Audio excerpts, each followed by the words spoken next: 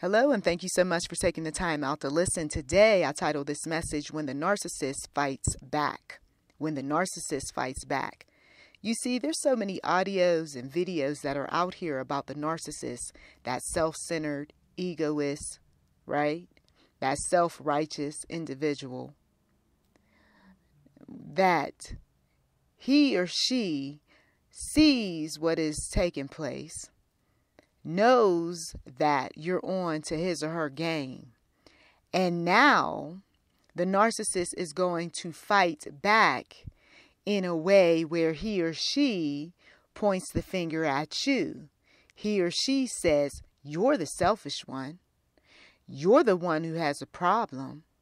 You're the one who's sitting up there thinking you're better than everyone else. Okay? You got to get ready for some of you all, because you've exposed the narcissist. You have painted a picture of the narcissist that is accurate, that is dead on. And so now the narcissist fights back by calling you the very names that you have called him or her. Some of you all, you didn't let the left hand know what the right hand was doing. And that's where you were very smart. You did your research quietly. You learned about the narcissist in a very clever way without rocking the boat. Once you obtained information, you didn't go back and start calling people narcissists. You didn't give them any type of tools that they could use against you. But the narcissist picks up that you know too much, that you are using maybe some of the tactics that he or she has used on you. That selfish one is wondering how come you can't be food any longer. You can't be supply. The narcissist individual is fighting back through words, through no words. Okay, we've learned about the nonverbal narcissist, that quiet, very reserved type of individual that uses silent treatment. Then, of course, the narcissist fights back by using flying monkeys, right? Those individuals that he or she has under thumb to pay you back. The narcissist will fight back by orchestrating all sorts of chaos. Chaos that he or she will claim, I don't know what you're talking about. I never said, I never did. The narcissist fights back by calling you a liar, by calling you whatever name comes to mind. Because how dare you say this about me? The narcissist is sneaky, will come up with his or her way of doing some things to make you cry, to make you upset, to crazy make, to get you to even apologize. So now you've got this narcissist that's on to the fact that you know a whole lot about him or her. And because you know a whole lot, either the narcissist is going to figure out ways to shut your mouth up, or the narcissist is going to retreat because there is no shutting you up. The narcissist will even use the Bible, use the ministers, the counselors, the psychologists, people who you received help from. Now the narcissist is going to these people talking about how, well, you might not be the narcissist, but you might be something else. And whatever those names are. They'll pull open a book, start reading about some things, and then label you. Be prepared for just about anything as you embark on this journey of exposing a person who knows he or she is not going to be able to get away with as much as he or she got away with in the past. Self-absorbed, self-centered, egoist. The individual is all about his or herself. We've talked about how the person will be very charming, kind, sweet, generous, righteous, present his or herself as being a catch, always in the beginning. But over time, it gets hard to keep up an act that's not genuine. And so, as you learn more about this unkind, unfriendly, controlling, sneaky individual, tells lies, manipulates, and some of you all know the rest, you are marked. You are that one that the narcissist doesn't like and also may fear, because there are those people who the narcissist never wants you to speak to. That's why the narcissist is going to go and talk ugly about you, discredit you before you get to those individuals, before those individuals find your information out on the internet for some of you, before those individuals sit down and have a conversation or two. But we have to keep in mind that the narcissist tends to attract people like his or herself. Narcissist is conceited, tends to gravitate to somebody conceited. Narcissist tends to be mean-spirited, tends to get along with mean-spirited people to an extent. Two mean-spirited people entertain each other with conversation that's mean, bitter, ugly, talks about that other person until one day they turn on each other. The narcissist can't keep friends. The narcissist pretends as if he's got or she's got all these good friends, when these people long left the friendship a long time ago. They're just being nice, just being polite, happen to see them on the street, relive some good times. Every now and again, a phone call just to find out what's going on, because the narcissist is looking for some supply.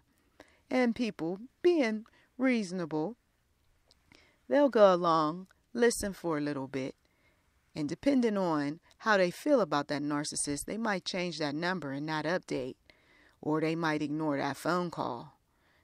You know, I've been trying to reach him or her for the past, 5 or 6 times, maybe even more, and they just never seem to answer my call. Narcissist doesn't want to face the fact that they don't like you. They cut you off. They distance themselves. They're not that busy.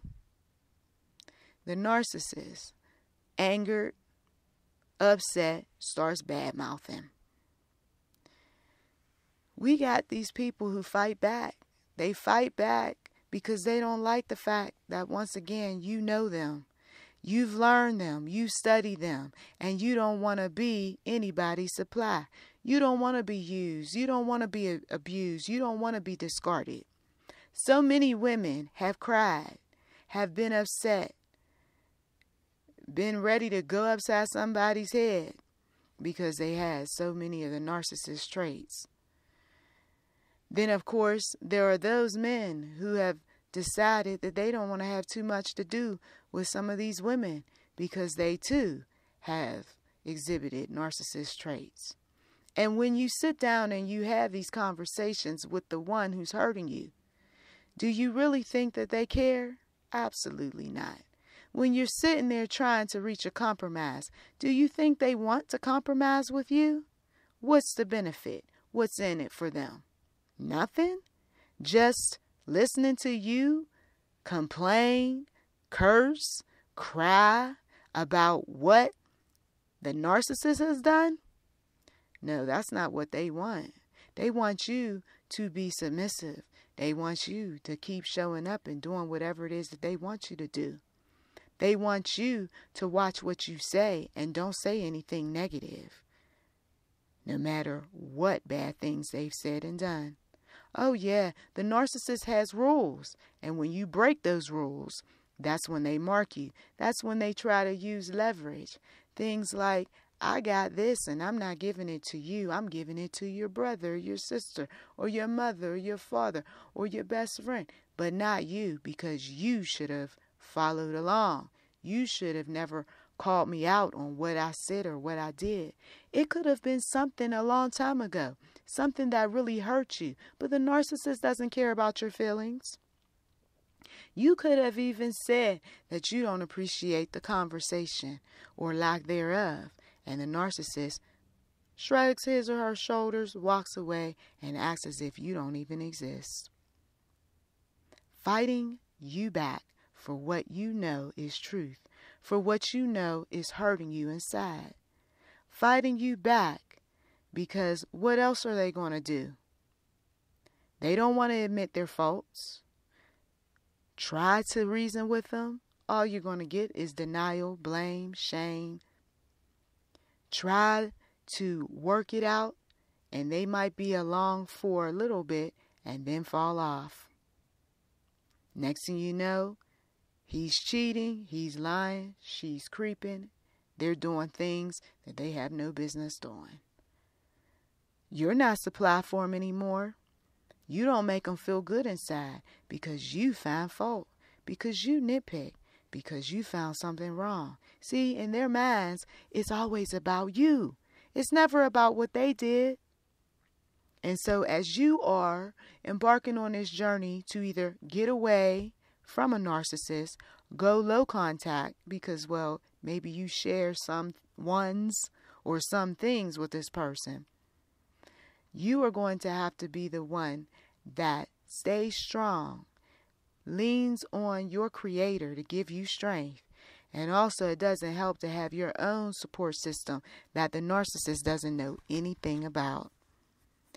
Also, you're going to want to, over time, to make sure that you're not needing the narcissist for anything.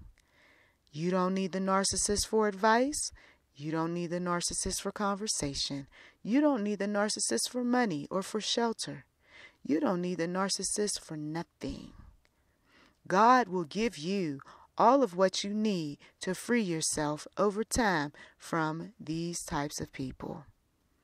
They're going to fight back by telling you, you need me. Or they may not say anything at all. They just think that they're so smart, so clever, and got so much going on that he'll never go anywhere. She'll never leave me. The power that some of you all possess is that you are going to leave. You are going to live your life according to the will of God. You are going to alert some folks out there who's not on to the narcissist games. And you're going to be that one that God uses to help some people out of their situations with these very selfish people. Forget the psychological names. At the end of the day, when we go to the one true God, he simply says that they're lovers of themselves. You are in the last days, child of God. God warned us. He told us time and time again that these people are lovers of themselves. And there's no room for them to love God, much less you. That's why for all those years, for some of you all, it never quite felt like love being in that relationship. The narcissist says that you're the one at fault. You're the one who didn't make them feel lovable. How can you make somebody feel lovable who doesn't act like they love you? How can you be so sweet, so kind to someone who doesn't act very sweet or kind towards you? The narcissist wants things from you that he or she's not willing to deliver. I was told a long time ago, you treat a person how they want to be treated. And evidently, the narcissist, if he or she really wants to be treated so special, then wouldn't it make sense to treat other people special? Oh yeah, temporarily they'll do that just to lure you back in. And then there is no more sweet and nice and kind and generous and I'm so in love with you. Nope, it's back to the same old, same old. The narcissist is about his or herself. The narcissist wants people to kiss their you-know-what. But not this person. You say to yourself, oh no, you better find your supply from somebody else. And well, that's what the narcissist does. That's why you got the cheating and the creeping. Some of you all even told the narcissist, go on and find you someone. Were you ready for that? Well, it might as well have already happened for some of you all. Let go. In Jesus' mighty name. Go low contact or no contact with a person like this. Over time, there are the side effects of sticking around with somebody who's very self-centered and self-absorbed. You will find yourself feeling lonely. You will feel unloved. You will always wonder if he or she is looking somewhere else, getting supply from someone. You will begin to feel sick to your stomach, your head. You will experience some interesting health ailments because by our very nature, we want to be loved. And when a person doesn't give you the love that you desire, you don't chase after the wind. You get gone. Emotionally first, then of course going to the Lord and breaking those soul ties spiritually. Physically, yes. You say goodbye to the narcissist, good riddance. And you find supply for yourself. The kind of supply that makes you look better, feel better. The kind of supply that you enjoy doing for yourself. You don't need the company of a narcissist, male or female. You are not put on this planet to be anybody's doormat. You are on that path towards healing, loving yourself in the way that God intended, not in the way that Satan, with all his pride and stubbornness and dark spirits. No, not in that way. Money's not going to solve these problems deep within. The narcissist, just observing he or she, they're not happy even with the money, the house, the car. They're not happy with the meals, with the shopping, and whatever else that you give the narcissist. They're never satisfied. Move on. Start taking the necessary steps toward having a life that meets your needs apart from that selfish person. And I guarantee that you will feel so much peace. The narcissist will eventually be by his or herself, whether in their youth or in old age. The narcissist may die a violent death depending on how many people they have hurt.